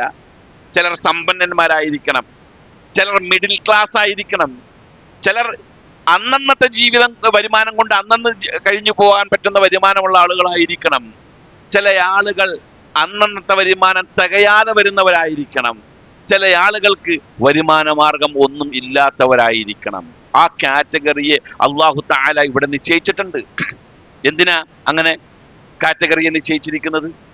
എല്ലാം ഒരേപോലെ ആയിക്കൂടെ? സോഷ്യലിസം, അതല്ല സോഷ്യലിസം അതുകൊണ്ട് ഉദ്ദേശിക്കണം. കേൾക്കാൻ നല്ല രസമുള്ള വാക്കാം സോഷ്യലിസം. പക്ഷെ ലോകത്ത് ആരെങ്കിലും സോഷ്യലിസം നടപ്പിലാക്കിയിട്ടുണ്ടോ? 1980-കളിൽ നമ്മളുടെ രാജ്യത്ത് ഉയർന്നു വന്ന ഒരു കാഴ്ചപ്പാടായിരുന്നു അത്. ആ കാഴ്ചപ്പാടിലേക്ക് യുവാക്കൾ ആകർഷിക്കപ്പെട്ടു. ഇപ്പോ നമ്മുടെ കുട്ടികൾ സർവ്വസ്വാതന്ത്ര്യം എന്ന കാഴ്ചപ്പാട് ഇപ്പൊ വന്നിട്ടുണ്ടല്ലോ. എന്ന പോലെ 1980-കളിൽ നമ്മുടെ നാട്ടിലുണ്ടായ ഒരു കൊടുങ്കാറ്റായിരുന്നു സോഷ്യലിസം. ചില രാജ്യങ്ങളിലേക്ക് ചൂണ്ടിക്കൊണ്ട് ഈ 980 മുതൽ 10 കൊല്ലം പോലും ഈ സോഷ്യലിസം ചിന്താഗതിയെ പിടിച്ചു നിർത്താൻ കഴിഞ്ഞില്ല. തകർന്നുപോയി. അത് കേൾക്കാൻ രസമുള്ള വാക്ക. എല്ലാവരും ഒരേപോലെ ആയിരിക്കണം. എല്ലാവരും, ആർക്കും ഏറ്റക്കുറച്ചിൽ വരാൻ പാടില്ല. അത് നടപ്പിലുള്ള കാര്യമല്ല. കാറ്റഗറി മാറിക്കൊണ്ടേയിരിക്കണം. കാരണം എന്താണെന്ന് വെച്ചാൽ ഈ മാറ്റം ഇവിടെ ഉണ്ടെങ്കിലേ മനുഷ്യന്റെ ജീവിതം താളക്രമത്തിൽ നിൽക്കുകയുള്ളൂ. ചില കുട്ടികളൊക്കെ ചോദിക്കാറുണ്ട്, 5 നേരം നിസ്കരിച്ച് ദീനനുസരിച്ച് ജീവിച്ച് ഇങ്ങനെയൊക്കെ ആയിട്ട് നിങ്ങൾക്ക് ഇപ്പൊ എന്താ കിട്ടിയിട്ടുള്ളത്? ദീനെ ഇതിനായിട്ട് കൂട്ടിക്കലർത്താൻ നിൽക്കണ്ട. ദീനെ ഇതായിട്ട് കൂട്ടിക്കലർത്തണ്ട. അത് നമുക്ക് വേറെ ചർച്ചയ്ക്ക് വെക്കാം. ഇപ്പൊ ഞാൻ ഈ പറയുന്നത് ഭൗതിക ലോകത്തുള്ള നമ്മുടെ ജീവിതത്തെ അള്ളാഹു വ്യത്യസ്തമായിരിക്കുന്ന തട്ടുകളിലാക്കി മാറ്റിയിരിക്കുന്നത് ലിയത്തഖിദ ബഅലുഹും ബഅലൻ സുഖ്രിയ, നിങ്ങളിൽ ചില ആളുകളെ കീഴാളന്മാരാക്കി വെക്കാനാണ്. അങ്ങനെയുള്ളതാണ്. എല്ലാ ആളുകളും ഒരേ ദർജയിലുള്ള ആളാണെങ്കിൽ നമുക്കൊരു വീട് പണിയാൻ പണിക്കാരെ കിട്ടുമോ? തെങ്ങുമ്പോ കയറാൻ തെങ്ങ് തൊഴിലാളികളെ കിട്ടുമോ? ഇല്ല. സെപ്റ്റി ടാങ്ക് നിറഞ്ഞാൽ എന്ത് ചെയ്യും? എന്ത് ചെയ്യും നമ്മൾ? ഇതിൽ മാർക്കുണ്ടോ? ആരെല്ലാം വരുമോ? എല്ലാവരും ഇവിടുത്തെ ഒരേ പദവിയിലുള്ള സമ്പന്നന്മാരായി മാറി. എല്ലാവർക്കും കൃത്യമായ വരുമാനവും കാര്യങ്ങളും. ജസ്റ്റ് ഒരു കമ്പോസ്റ്റ് കുഴി കുഴിക്കാൻ ഒരാളെ വിളിച്ചാൽ കിട്ടും നമുക്ക്? ഇല്ല. തൊട്ടടുത്ത വീട്ടിലെ മുതലാളിനെ വിളിക്കും നമ്മള്? ഇല്ല. നമ്മുടെ നാട്ടില് ഏത് വിഷയങ്ങൾക്കും ഓരോന്നിനും ഓരോ ആളുകളില്ലേ? നിശ്ചയിക്കപ്പെട്ട ആളുകളില്ലേ? ആ ആളുകളല്ലേ നമ്മളെ ആവശ്യത്തിന് വിളിക്കുള്ളൂ. ഞാൻ മുമ്പ് പറഞ്ഞ സെപ്റ്റി ടാങ്ക് ക്ലീൻ ആക്കാൻ വേണ്ടി ഏതെങ്കിലും പള്ളിക്കത്തെ ഖത്തീബിനെ വിളിച്ചോണ്ട് പോകും? വിളിക്കുമോ? ഇല്ല. വിളിക്കും. എന്ത്? അയാളുടെ പണിയല്ല, അത് പണിയെടുക്കണ വേറെ ആളുണ്ട്, അവര് വരണം. അപ്പൊ ഈ കാറ്റഗറി നിങ്ങൾ ചിലർ അവർ മറ്റു ചിലർക്ക് കീഴാളന്മാരാകാൻ വേണ്ടിയാണ്. എന്ത്? എല്ലാം ഒരേപോലെ ആയാൽ ഇങ്ങനെയുള്ള സംവിധാനമുള്ള അള്ളാഹ്ക്ക് അതിനും ഒരു സംവിധാനം ഉണ്ടാക്കിക്കൂടെ? അള്ളാഹു പറഞ്ഞു, വലൗ ബസത്തല്ലാഹു റിസ്ഖ ലിഇബാദിഹി, തന്റെ അടിമകൾക്ക് അള്ളാഹു തആല എല്ലാ ആളുകൾക്കും ഒരേപോലെ ഉപജീവനത്തെ ആക്കി കൊടുത്താൽ, വിശാലമാക്കി കൊടുത്താൽ, ലബഗൗ ഫിൽ അർദ്, ഭൂമിയിൽ കുഴപ്പമുണ്ടാകും, അടി മാറിയ ദിവസം ഉണ്ടാകും. ഒരേപോലെ വന്നു കഴിഞ്ഞാൽ പിന്നെ ഇവിടെ അടി മാറില്ല, ഭയങ്കര പ്രശ്നമായിരിക്കും. വലാകിൻ യുനസ്സിലു ബിഖദരി മാ യശാ, അവൻ ഉദ്ദേശിച്ച അളവനുസരിച്ചു കൊണ്ട് അവൻ ഇറക്കിക്കൊണ്ടിരിക്കും ഓരോരുത്തർക്കും. ഇന്നത്തെ എന്റെ വരുമാനം ഇത്രയാകാൻ പാടുള്ളൂ, അത് അള്ളാഹു ഉദ്ദേശിച്ച കണക്കാണ്. ആ കണക്കിൽ നിന്ന് ഒരു അണു ഇളവ് കൂടുകയോ കുറയുകയില്ല. അവലം യഅലമു അന്നല്ലാഹ യബ്സുതു റിസ്ഖ ലിമൻ യശാ വയഖ്ദിർ, അവരറിഞ്ഞില്ലേ അള്ളാഹുവാണ് റിസ്കിനെ നിയന്ത്രിക്കുന്നവൻ, അത് വിശാലമാക്കുന്നവനും അതിനെ നിയന്ത്രിക്കുന്നവനും അള്ളാഹുവാണ്, ഖദറാക്കി വെച്ചിരിക്കുന്നവൻ അള്ളാഹുവാണ്. പിന്നെ ഇപ്പോൾ ഒരു ആശ്വാസം തോന്നിയില്ലേ എല്ലാ വിഷയങ്ങൾക്കും? ഇത് കേൾക്കുമ്പോൾ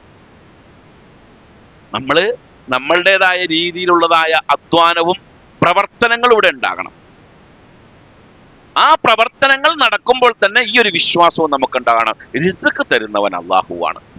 അങ്ങനെ വരുമ്പോൾ റിസ്ക് എന്ന് പറഞ്ഞ പദത്തിന് രണ്ട് അർത്ഥം വരുന്നുണ്ട്. ഒന്ന് ആത്മീയമായ ഉപജീവനവും, രണ്ട് ശാരീരികമായ ഉപജീവനവും. ആത്മീയമായ ഉപജീവനമുണ്ട്. അള്ളാഹു റസൂൽ പറഞ്ഞു, ഇന്നല്ലാഹ ഖസമ ബൈനക്കും അഖ്ലാഖക്കും കമാ ഖസമ ബൈനക്കും അർസാഖക്കും, നിങ്ങൾക്കിടയിൽ നിങ്ങളുടെ റിസ്ക്, ഈ ഭൗതികമായി കിട്ടുന്ന ഭക്ഷണം പോലെയുള്ള സാധനങ്ങളെ അള്ളാഹു താല ഓഹരി ചെയ്തതുപോലെ നിങ്ങളുടെ സ്വഭാവത്തിനും അള്ളാഹു താല ആ ഓഹരി ചെയ്തിട്ടുണ്ട്. വ്യത്യസ്ത സ്വഭാവങ്ങളാണ്, ഒരേ സ്വഭാവത്തിലുള്ള ആളുകളല്ല എല്ലാവരും. എന്താ ഈ വ്യത്യസ്തമായ സ്വഭാവം? അള്ളാഹുവിന്റെ റിസ്ക് അള്ളാഹു ആത്മീയമായി തരുന്ന റിസ്ക്കാണത്. പോയിന്റ് നോട്ട് ചെയ്യേണ്ട പോയിന്റാണ്.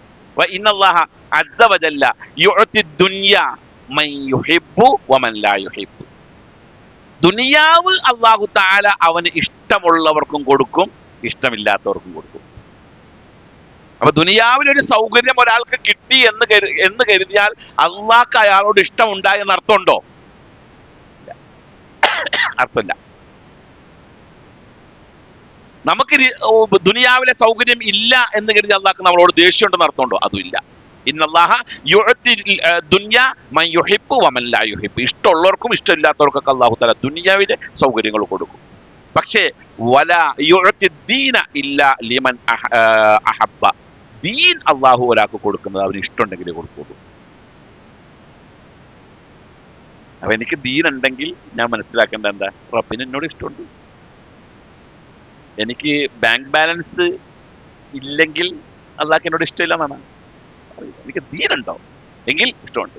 ഫമൻ അഅതാഹുല്ലാഹു ദീന ഫഖദ് അഹബ്ബഹു, ദീൻ അള്ളാഹു തആല ഒരാൾക്ക് കൊടുത്തിട്ടുണ്ടെങ്കിൽ അള്ളാഹു അവനെ ഇഷ്ടപ്പെട്ടു. ഇമാം അഹ്മദ് അദ്ദേഹത്തിന്റെ മുസ്നദിൽ അബ്ദുല്ലാഹി ഇബ്നു മസ്ഊദ് റളിയല്ലാഹു അൻഹുവിനെ തൊട്ട് റിപ്പോർട്ട് ചെയ്ത ഹദീസാണ്.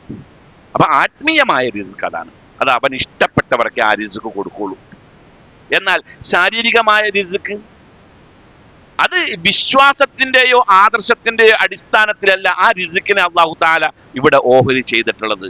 കുല്ലൻ നുമിദ്ദു ഹഉലാഇ വഹഉലാഹി മിൻ അതാഇ റബ്ബിക വമാ കാന അതാഉ റബ്ബിക മഹ്ദൂറാ.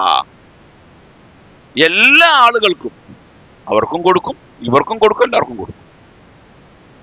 അത് ഓരോരുത്തരുടെ ലെവൽ അനുസരിച്ച് അള്ളാഹു താല നിശ്ചയിച്ചനുസരിച്ച് അള്ളാഹു താല കൊടുക്കും. അതിനെ ആർക്കും എന്ത് ചെയ്യാൻ പറ്റില്ല, തടയാനോ കണക്കാക്കാനോ തീരുമാനിക്കാനോ കഴിയില്ല. അള്ളാഹുവിന്റെ കീഴിലാണ്. ഇസ്രായേലെ 17-ാം അധ്യായം സൂറത്ത് ഇസ്രായേലിലെ 20-ാമത്തെ വചനമാണ്. അപ്പോൾ മറ്റുള്ളവർക്ക് കൊടുക്കുമ്പോൾ അത് വിശ്വാസത്തിന്റെ അടിസ്ഥാനത്തിലും ആണ് എന്ന് നമ്മൾ കണക്കാക്കണ്ട. വിശ്വാസത്തിന്റെ അടിസ്ഥാനത്തിൽ ഭൗതിക സൗകര്യങ്ങളെ അള്ളാഹു ആർക്കും ഓഹരി ചെയ്യുന്നില്ല. അള്ളാഹു ഖുർആനിൽ തന്നെ പറഞ്ഞിട്ടില്ലേ, വലൗ ആമനു അഹ്ലൽ ഖുറ, ആ ഗ്രാമീണവാസികളെങ്ങാനും വിശ്വസിക്കുകയാണെങ്കിൽ ആകാശത്തിൽ നിന്നും അള്ളാഹു തആല പണമിറക്കുന്നല്ല പറഞ്ഞത്, ബറക്കത്തിറക്കുന്ന പറഞ്ഞത്. ആകാശത്തുനിന്ന് അള്ളാഹു ബറക്കത്തിറക്കുന്ന പറഞ്ഞത്. നിങ്ങൾ വിശ്വസിച്ചാൽ, അള്ളാഹുവിൽ തഖ്വ ചെയ്താൽ ആകാശത്തുനിന്ന് അള്ളാഹു തആല ബറക്കത്തിറക്കി തരും. ബറക്കത്ത് എന്ന് പറഞ്ഞു കഴിഞ്ഞാൽ പണല്ല, അള്ളാഹുവിന്റെ അനുഗ്രഹമാണ്. അതെന്തു ആകാം. അപ്പൊ നമ്മൾ മറ്റുള്ളവർക്ക് കൊടുക്കുമ്പോൾ വിശ്വാസത്തിന്റെ അടിസ്ഥാനത്തിൽ വിശ്വാസി ആരെയും വേർതിരിക്കാതിരിക്കുക എന്നുള്ളത് കൂടെ ഇതിൽ നമ്മൾ ഇതാക്കണം. ഒരാൾക്ക് കൊടുക്കുമ്പോൾ വിശ്വാസത്തിന്റെ അടിസ്ഥാനത്തിൽ നമ്മൾ വേർതിരിക്കാൻ പാടില്ല. ചില ആളുകൾ ഉണ്ട് എങ്ങനെയെന്നല്ല, അവൻ നമ്മുടെ ആളാണെങ്കിലേ കൊടുക്കുള്ളൂ, നമ്മുടെ സംഘടനയിൽപ്പെട്ട ആളായിരിക്കണം, നമ്മുടെ സംഘടനയിൽപ്പെട്ടത് മാത്രമല്ല നമ്മുടെ ഗ്രൂപ്പിലും പെട്ടായിരിക്കണം എന്നാലേ കൊടുക്കുള്ളൂ.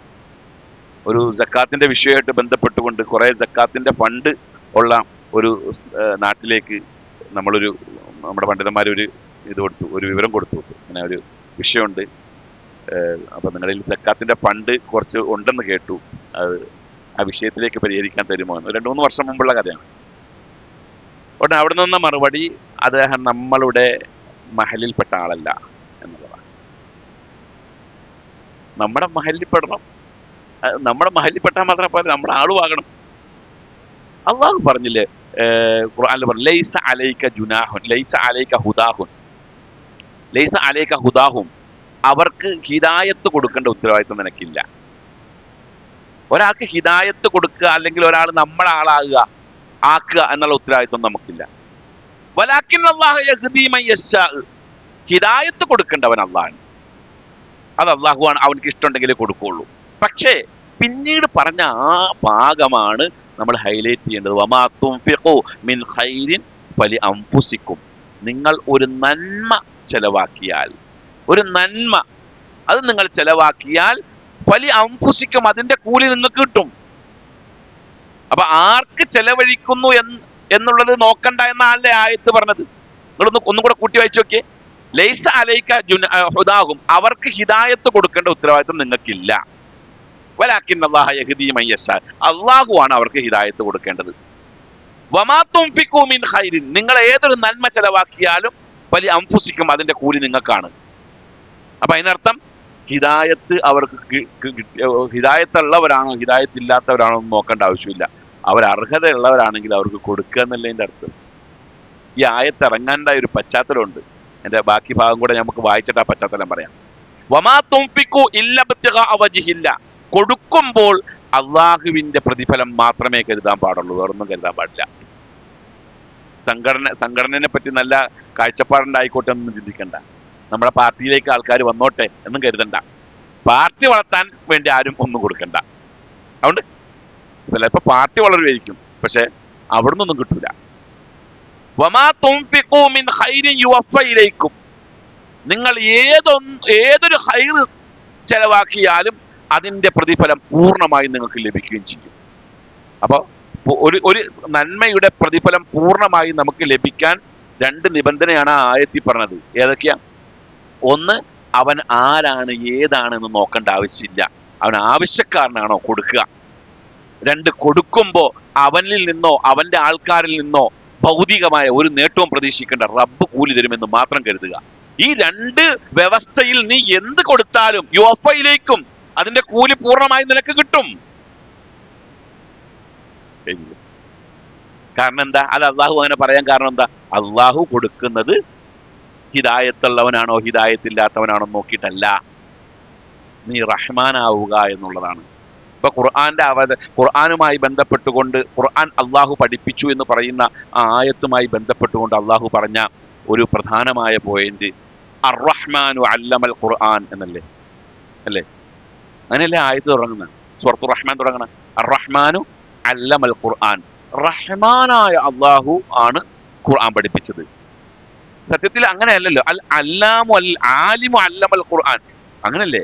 അൽ ആലിമു അല്ലമൽ ഖുർആൻ, ആലിമായ അള്ളാഹു ഖുർആൻ പഠിപ്പിച്ചു എന്നല്ലേ പറയേണ്ടത്? അല്ലെ, അങ്ങനെയല്ലേ പറയേണ്ടത്? ആലിമാണ് ഖുർആൻ പഠിപ്പിച്ചത് എന്നാണ് പറയേണ്ടത്. ഇപ്പൊ ഉദാഹരണത്തിന് നമ്മുടെ സ്കൂളിലേക്ക് ഒരു ടീച്ചർ വരികയാണെന്ന് കൂട്ടിക്കോ. ഒരു ടീച്ചർ സ്കൂളിലേക്ക് വരുന്നു.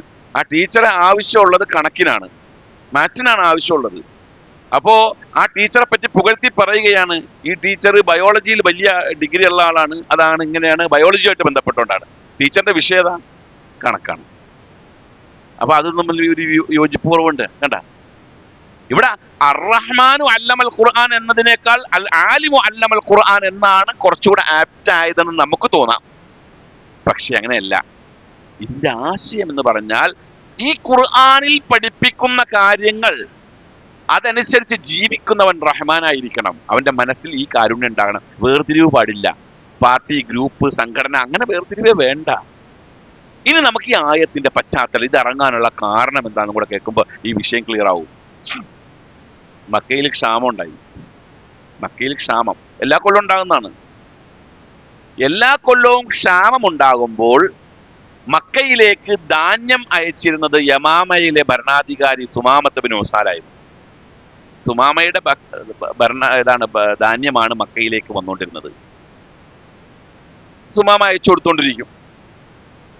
അങ്ങനെ നബി സല്ലല്ലാഹു അലൈഹി വസല്ലം ഒരു യുദ്ധത്തിന്റെ സമയത്ത്, സുമാമ എന്ന് പറഞ്ഞാൽ അന്നത്തെ ഏറ്റവും വലിയ ഇസ്ലാം വിരോധിയും കൂടിയാണ്.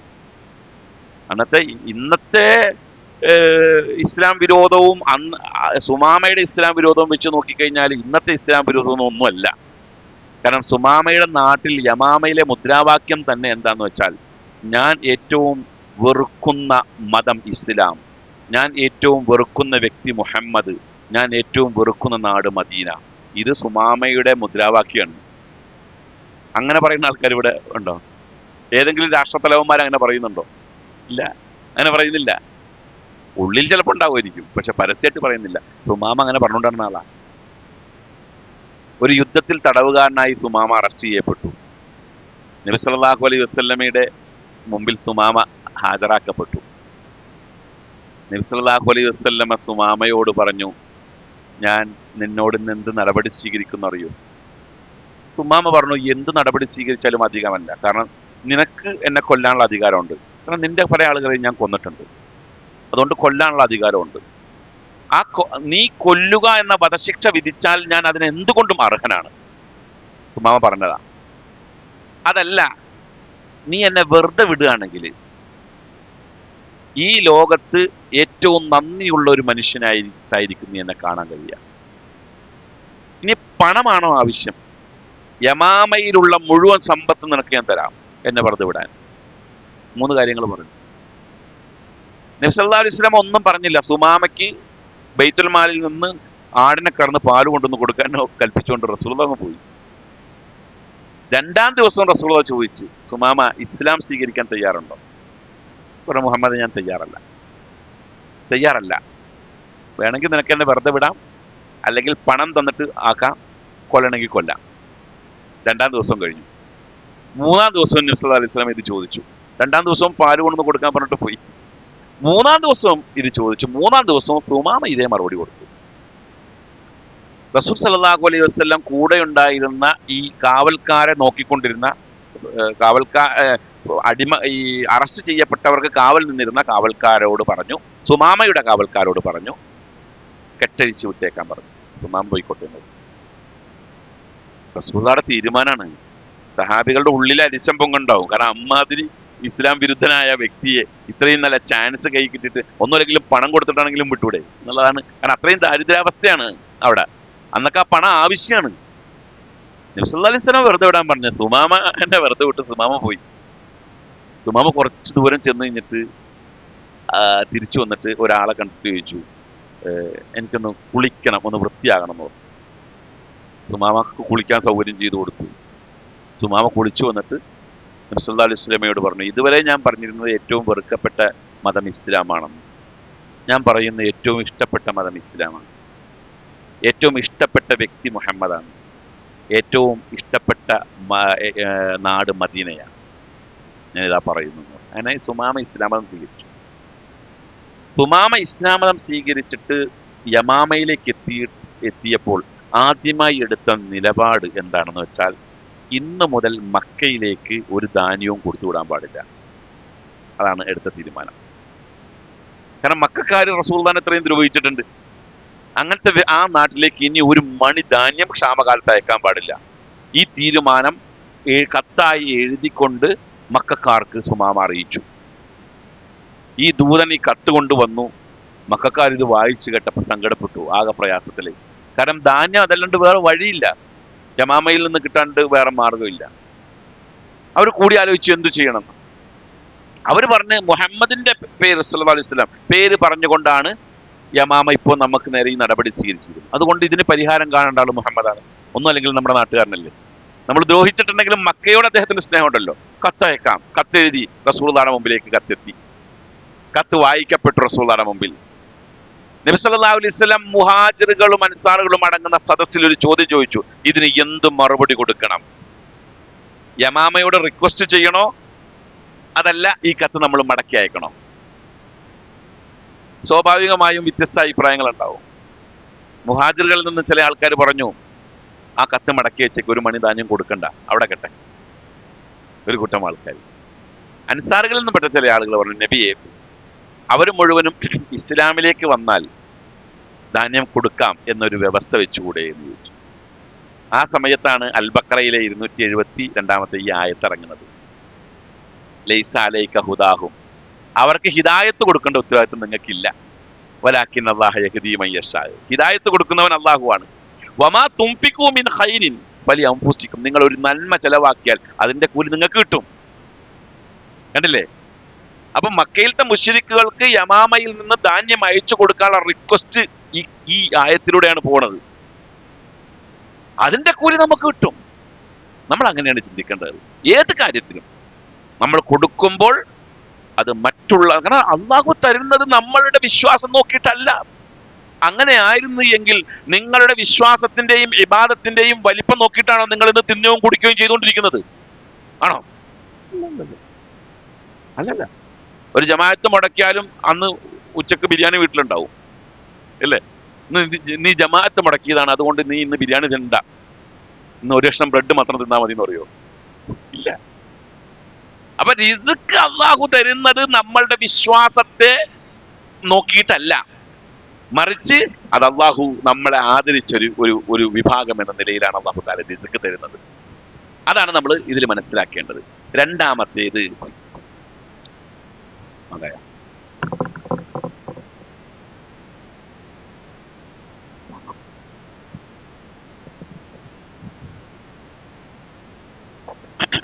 രണ്ടാമത് നമ്മൾ അറിയേണ്ടത്, അള്ളാഹു നമുക്ക് നിശ്ചയിച്ചിരിക്കുന്ന റിസ്ഖിനെ ഈ ലോകത്ത് ഒരാൾക്കും തടഞ്ഞു വെക്കാൻ കഴിയില്ല. അതാണ് നമ്മൾ ഇതുമായി ബന്ധപ്പെട്ടുകൊണ്ട് അറിയേണ്ട ഏറ്റവും പ്രധാനപ്പെട്ട കാര്യം. മാ യഫ്തഹില്ലാഹു ലിന്നാസി മിൻ റഹ്മത്തിൻ ഫലാ മുംസിക ലഹാ, അള്ളാഹു അവന്റെ റഹ്മത്തിൽ നിന്ന് എന്തെങ്കിലും ജനങ്ങൾക്ക് തുറന്നു കൊടുത്തിട്ടുണ്ട് എങ്കിൽ ഫലാ മുംസിക ലഹാ, നിനക്കത് പിടിച്ചു വെക്കാൻ കഴിയില്ല. വമാ യുംസിക്, അള്ളാഹു എന്തെങ്കിലും പിടിച്ചു വെച്ചിട്ടുണ്ട് എങ്കിൽ ഫലാ മുർസില ലഹു മിൻ ബഅദ്, അതിനുശേഷം ആർക്കെങ്കിലും അത് തുറന്നു കൊടുക്കാനും കഴിയില്ല. നമ്മൾ അറിയണം. എനിക്ക് നിശ്ചയിക്കപ്പെട്ടത് അള്ളാഹു എനിക്ക് എൻ്റെ കയ്യിലേക്ക് എത്തിച്ചു തരും. റസൂൽ സല്ലല്ലാഹു അലൈഹി വസല്ലം പറഞ്ഞ ഒരു ഹദീസുണ്ട്. ഫലൗ, വലിയ ദീർഘമായ ഒരു ഹദീസാണ്, അതിന്റെ ലാസ്റ്റ് ഭാഗം ഞാൻ പറയുന്നുള്ളൂ. ഫലൗ അന്നൽ ഖൽഖ കുല്ലഹും ജമീഅൻ അറാദു അൻ യൻഫഉക ബിശൈഇൻ വലം യക്തുബുഹു അല്ലാഹു അലൈക, അല്ലാഹു തആല നിനക്ക് കണക്കാക്കിയിട്ടില്ലാത്തൊരു വിഷയം ജനങ്ങൾ മുഴുവനും കൂടിയിട്ട് അത് നിനക്ക് തരാൻ വേണ്ടി തീരുമാനിച്ചാൽ ലം യഖ്ദിറു അലൈഹി, അത് നിനക്ക് കിട്ടൂല. നാട്ടുകാർ മുഴുവൻ ഒരാളങ്ങനെ നന്നാക്കാൻ തീരുമാനിച്ചു, ഒരാൾക്ക് സൗകര്യങ്ങൾ ചെയ്തു കൊടുക്കാൻ തീരുമാനിച്ചു. പക്ഷെ അള്ളാഹു അത് കൊടുക്കാൻ അള്ളാഹു തീരുമാനിച്ചിട്ടില്ലെങ്കിൽ അത് എത്ര തീരുമാനിച്ചാലും നടക്കൂല. തിരിച്ചു അങ്ങനെ തന്നെ. വൈൻ അറാദു അൻ യദുറുക ബിശൈഇൻ, അതാണ് നമ്മൾ മനസ്സിലാക്കേണ്ടത്. നിനക്കൊരു ഉപദ്രവം ഉണ്ടാക്കാൻ തീരുമാനിച്ചു, നാട്ടുകാർ മുഴുവൻ നിന്നെ ഉപദ്രവിക്കാൻ ഒരുമിച്ച് കൂടി തീരുമാനിച്ചു. ലം യക്തുബുല്ലാഹു അലൈക, അള്ളാഹ് അത് തീരുമാനിച്ചിട്ടില്ല എങ്കിൽ ലം യഖ്ദിറു അലൈഹി, അതിനവർക്ക് കഴിയില്ല. റിസ്ഖുമായി ബന്ധപ്പെട്ടുകൊണ്ട് രണ്ടാമത് അറിഞ്ഞിരിക്കേണ്ട, നമ്മുടെ കൽബിൽ കൊത്തിവെക്കേണ്ട ഒരു വിഷയമാണ് അള്ളാഹു നിശ്ചയിച്ച റിസ്ഖിനെ ഒരാൾക്കും തടയാൻ കഴിയില്ല. അത് നമ്മുടെ കയ്യിൽ കൃത്യമായിട്ട് എത്തും. മൂന്നാമത് അറിയേണ്ടത്, നമുക്ക് രണ്ട് കാര്യങ്ങളും കൂടെ ഉണ്ട്, അതുകൊണ്ട് പറഞ്ഞാൽ അവസാനിപ്പിക്കാം. മൂന്നാമത് അറിയേണ്ടത്, നമുക്ക് അള്ളാഹു ഈ പറയപ്പെട്ട 120ാമത്തെ ദിവസം നിശ്ചയിച്ചിരിക്കുന്ന റിസ്ഖ് നമ്മുടെ മരണം വരെ ഉള്ളതാണ്. അത് ഒന്നുപോലും കുറയാതെ നമുക്ക് തന്നെ കിട്ടും. ഒന്നും കുറയൂല, അത് കൃത്യമായി തന്നെ കിട്ടും. റസൂൽ സല്ലല്ലാഹു അലൈഹി വസല്ലം പറയുന്നുണ്ട്, ഫഇന്ന നഫ്സൻ ലൻ തമൂത ഹത്താ തസ്തൗഫിയ റിസ്ഖഹ വഇൻ അബ്ത അൻഹ. ഏതൊരു മനുഷ്യനാണെങ്കിലും അവന്റെ റിസ്ക് പൂർണ്ണമായും അവന് കിട്ടിയിട്ടല്ലാതെ അവൻ ഇവിടുന്ന് മരിക്കൂല. അത് മുഴുവൻ തിന്നാനുള്ളത് തിന്നും, കുടിക്കാനുള്ളത് കുടിക്കും, അനുഭവിക്കാനുള്ളത് അനുഭവിക്കും, എന്നിട്ടേ ഇവിടുന്ന് മരിക്കുള്ളൂ. അത് കുറച്ച് വൈകിട്ടാണെങ്കിലും കിട്ടും, കുറച്ച് ലേറ്റ് ആയിട്ടാണെങ്കിലും സംഗതി കയ്യിൽ കിട്ടിയിരിക്കും. ഇന്ന നഫ്സൻ ലാ തമൂതു ഹത്താ തസ്തക്മില റിസ്ഖഹ. മറ്റൊരു റിപ്പോർട്ടിലുണ്ട്, ഒരാൾ അവന്റെ ഉപജീവനം റിസ്ക് പൂർത്തിയായിട്ടല്ലാതെ ഈ ലോകത്ത് നിന്ന് മരിക്കൂല. അപ്പോ ഒരു 10 വയസ്സുകാരൻ മരണപ്പെട്ടിട്ടുണ്ടെങ്കിൽ 10 വയസ്സ് വരെ അവന്റെ റിസ്ക് ഉള്ളൂ, അള്ളാഹു തീരുമാനിച്ചിട്ടുള്ളൂ. 10 വയസ്സ് പൂർത്തിയായി 11ാമത്തെ വയസ്സിന്റെ ഒരു ദിവസം ജീവിക്കാൻ അള്ളാഹു തീരുമാനിച്ചിട്ടില്ലെങ്കിൽ ആ പൂർത്തിയായ അന്നത് അവിടെ തീരും. അതാണ്. അതിപ്പോ ആ റോട്ടുമ്മ കൂടെ അവൻ ആ ബൈക്കും കൊണ്ട് അങ്ങനെ പോയില്ലായിരുന്നെങ്കിൽ അവനൊന്നും സംഭവിക്കില്ലായിരുന്നു, പറയാൻ പറ്റില്ല. അങ്ങനെ പോകണം എന്നുള്ളതും അങ്ങനെ സംഭവിക്കണം എന്നുള്ളതും അള്ളാഹു കണക്കാക്കി വെച്ചിരിക്കുന്നതാണ്. അതിലൂടെ തന്നെ പോകും, അല്ലേ? ചില ആൾക്കാർ പറയാറില്ലേ, അത് തലനാരിഴയ്ക്ക് അങ്ങോട്ട് കഴിച്ചിലായി പോയതാണെന്നുള്ളത്. അള്ളാഹു അത് തീരുമാനിച്ചിട്ടില്ല അവിടെ. അതാണ് നമ്മൾ മനസ്സിലാക്കേണ്ടത്. മൂന്നാമത് മനസ്സിലാക്കേണ്ടത്. നാലാമത് മനസ്സിലാക്കേണ്ടത്, ഈ ഭൂമിയിൽ മനുഷ്യർ അള്ളാഹു അല്ലാത്ത മനുഷ്യരിൽ മറ്റുള്ള പല ശക്തികളിലും അവലംബിക്കുന്ന ആൾക്കാരുണ്ട്. അവർക്ക് ആർക്കും റിസ്ക് തരാൻ കഴിയില്ല. പല ആളുകളും പല ജാറത്തുകളും പോയിട്ട് ബർക്കത്ത് തേടാറുണ്ട്, ഇല്ലേ? ബർക്കത്തിനെ തേടാറുണ്ട്. അവിടുത്തെ തങ്ങൾപ്പാപ്പാടെ ബർക്കത്താണ് എന്ന് പറഞ്ഞുകൊണ്ട് അതൊക്കെ വെറുതെയാണ്. അങ്ങനത്തെ ഒരു സംഭവം ഇല്ല. ലോകത്ത് ബർക്കത്ത് കൊടുക്കാൻ ആർക്കും അള്ളാഹു അധികാരപ്പെടുത്തും. ബർക്കത്ത് എന്ന് പറഞ്ഞാൽ ബർക്കത്തു മിനല്ലാഹ്, ബർക്കത്ത് അള്ളാഹുവിൽ നിന്നുള്ളതാണ്. അത് ലോകത്ത് റിസ്കിന്റെ ഉത്തരവാദിത്തം ലോകത്ത് അള്ളാഹു ഒരാളെയും ചുമതലപ്പെടുത്തിയിട്ടില്ല. അങ്ങനെ ചുമതലപ്പെടുത്തിയത് എവിടെയില്ല. പിന്നെ എങ്ങനെയാണ് തങ്ങൾപ്പാപ്പാടെ ജാർത്തങ്ങ പോയിട്ട് 1 ഉറുപ്പിക ഇട്ടിട്ട് എൻ്റെ കച്ചവടത്തിൽ ബർക്കത്തുണ്ടായെന്ന് പറയാ? തങ്ങൾപ്പാപ്പ ഊതി തന്ന പൈസ ഈ ഡ്രോയിലുള്ളത് കൊണ്ടാണ് എൻ്റെ കച്ചവടത്തിൽ അഭിവൃദ്ധി ഉണ്ടായെന്ന് എങ്ങനെ പറയാൻ കഴിയും, അല്ലേ? അങ്ങനെ ചില തങ്ങന്മാരൊക്കെ ഊതി കൊടുക്കാറില്ലേ, ഇതിൻ്റെ ഡ്രോയിൽ വെക്കും, ഉദ്ഘാടനത്തിന് വരുമ്പോൾ അവിടെ വെച്ചിട്ടുണ്ടാവും. എന്നിട്ട് ചില ആൾക്കാർ കാണിച്ചത് ഇത് അന്ന് തന്നതാണ്, ഈ 1 ഉറുപ്പ്യ ഇന്ന് തന്നതാണ്. പകരം എത്ര കൊടുത്തു എന്ന് ചോദിച്ചാൽ 1000 കൊടുത്തിട്ടുണ്ടാവും. പകരം 1000 കൊടുത്തിട്ടുണ്ടാവും, അതിനേക്കാൾ ഇരട്ടി കിട്ടിയെന്ന് പറയും. അള്ളാഹു പറഞ്ഞിട്ടുണ്ട് 29ാം അധ്യായം അൽ-അൻകബൂത്തിലെ 17ാമത്തെ വചനം, ഇന്നമാ തഅബുദൂന മിൻ ദൂനില്ലാഹി ഔസാനൻ. അള്ളാഹുവിന് പുറമെ നിങ്ങൾ ആരാധിക്കുന്ന ബിംബങ്ങൾ, പ്രതിമകൾ, വലാ തഖ്ലുഖൂന ഇഫ്കൻ ഇന്നല്ലദീന തഅബുദൂന മിൻ ദൂനില്ലാഹി. അള്ളാഹുവിന് പുറമെ നിങ്ങൾ ആരാധിക്കുന്ന ആളുകൾ ലാ യംലികൂന ലക്കും റിസ്ഖ, നിങ്ങൾക്കുള്ള റിസ്കിനെ അവർ ഉടമപ്പെടുത്തിയിട്ടില്ല. ആർക്കൊന്നും തരാൻ കഴിയില്ല, ഒരു ഷെയ്ഖിനും ഒന്നും തരാൻ കഴിയില്ല. അങ്ങനെ ഉണ്ടായിരുന്നെങ്കിൽ റസൂലുള്ളാഹി സ്വല്ലല്ലാഹു അലൈഹി വസല്ലമ പട്ടിണി കിടക്കുമായിരുന്നോ? ഏറ്റവും കൂടുതൽ അങ്ങനെ തരാൻ, റിസ്കിന്റെ വിഷയത്തിൽ ഇടപെടാൻ കഴിയുന്ന ഒരാളുണ്ടെങ്കിൽ റസൂലുള്ളാഹിയാണല്ലോ സ്വല്ലല്ലാഹു അലൈഹി വസല്ലം.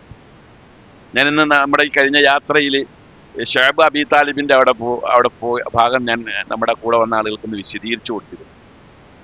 കണ്ണിൽ നിന്ന് കണ്ണുനീര് വരും ആ ഷുഐബ് അബി താലിബിന്റെ ചരിത്രം കേട്ടാൽ. 3 കൊല്ലമാണ് ഉപരോധം, പട്ടിണിയായിരുന്നു. ഷുഐബ് അബി താലിബിലെ പച്ചിലകളും പുല്ലും തിന്നിട്ട് ആട് കാഷ്ടിക്കുന്നത് പോലെയാണ് റസൂലുള്ളാഹി സ്വല്ലല്ലാഹു അലൈഹി വസല്ലമയും സഹാബികളും കാഷ്ടിച്ചിരുന്നത്.